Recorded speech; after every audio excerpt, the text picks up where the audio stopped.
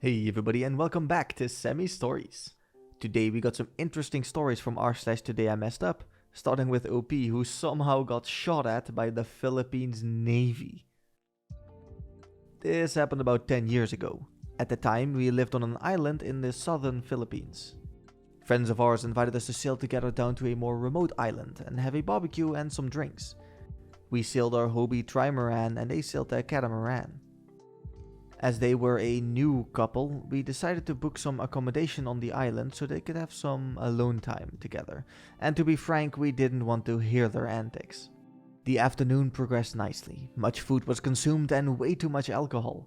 After sunset, we decided to head off to our resort and leave the two lovebirds alone. My wife asked if I was okay and if I can find the resort as it was pitch black and no moon. Completely inebriated, I of course puffed out my chest and slurred, "Of course." Off we went into the pitch black, and as you guessed, we were completely lost. After about an hour, I could see some distant lights and headed for them. Next we know, a spotlight was trained on us and excited shouting came from where we assumed was the shore. My Bisaya, the local language, is rudimentary at best, and nothing I shouted back seemed to de-escalate the excitement. Next thing, they opened fire, and you can imagine I'm crapping myself and my wife is crying. Thankfully, the shooting stopped and a patrol boat headed out to us. Unbeknownst to us, we had ventured into a protected marine area outside a naval base, and we were roundly scolded and sent on our way. The only problem is we had no idea where we were, where the resort was, or where our friend's boat was. After a few more hours, we chanced on their boat, woke them up, kept drinking, and told them of our adventure. To this day, my wife is very wary of sailing with me. As she should be. Holy hell, what are the chances of coming across a military navy base purely by chance? Opie should thank his lucky stars that they only fired a warning shot and didn't just completely open fire on them. I've heard of a story about a man that was killed when he rode his jet ski too close to protected waters, and that country had a shoot-on-sight policy for unidentified water vehicles. Opie in this case got really lucky. In our next story, Opie messes up completely by making his wife have to drive him to the hospital because he got completely drunk. Obligatory, this didn't happen today, but about 5 years ago when my firstborn son came into this world. My wife was 37 weeks pregnant and the obstetrician wanted to start the birthing process early due to the excess liquid in the womb. My wife called me at work and asked me, "Wanna have a kid tomorrow?" I was so excited. I couldn't wait to get home and celebrate with my wife. Over dinner, I cracked a nice single malt whiskey and proceeded to have far too many of them, and I guess you can see where this goes. In my head, I just had to wake up the next day with a clear head. Ain't no way this baby is coming 3 weeks early until I'm ready for it. I remember playing Rocket League in my man cave, completely wasted and nearly a whole bottle gone, when my phone started to ring. I tried to answer it between goals and figured out quickly that my wife's water had broken. F me. So I stagger across my lawn and into the house. And there's my wife, with no pants, trying to get a towel to mop up the mess. I confess that I have had far too many whiskeys, but that I can totally drive. She insists on driving, even though I'm about to call the ambulance. And next thing you know, we are driving to the hospital. My pregnant and contracting wife in the driver's seat, and drunk me in the passenger seat. When we got there, I ushered her inside and managed to drive the car into a parking bay and pay for the ticket. To this day, I don't know how because I was a mess. I got into the hospital and found my wife. She was in labor for 10 hours, about half of which I was awake for. Eventually, I sobered up around 6 a.m. and held my wife's hand until 8 a.m. when my baby boy was born. And it was one of the most beautiful moments in my life. What an idiot. I'm sorry, OP, but it has to be said. You could be forgiven for drinking something, but the whole bottle? Personally, I don't think that's a good idea in any situation. But then to offer to drive drunk with your pregnant wife next to you? Come on, bro, that's messed up. I'm glad all ending up well and Opie got his beautiful baby boy, but I kinda hope his wife never lets this go. just to make fun of him. In our next story, Opie tries to spoil his wife during his honeymoon, but gets a nasty surprise. This actually happened yesterday, but we're both still trying to recover from the experience.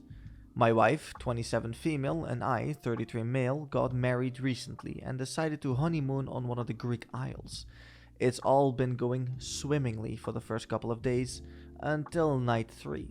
I decided that we should venture out of the holiday resort where we are staying and go find somewhere to eat and explore the local town a bit more. This is something we do often whenever we go away. We came across a restaurant which looked beautiful and even better views with it being right on the beach. It was a little pricey, not out of our budget, but at least triple what we'd normally pay based off the area. I told my wife to ignore the cost, it's my treat. The food was good, and the expensive bottle of wine that almost cost just as much as the food was sublime. After our meal, we chose to sit on the beanbags on the beach belonging to the restaurant and enjoyed some cocktails in the night sky before we ventured back to our hotel. The setting was stunning. Candles all over the beach, and they even had lights in the water. So romantic, and both of us having a wonderful time. But nothing could prepare us for what's to come.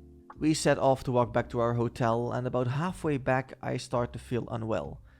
Now, we both suffer from IBS, so I just thought there was something that triggered me.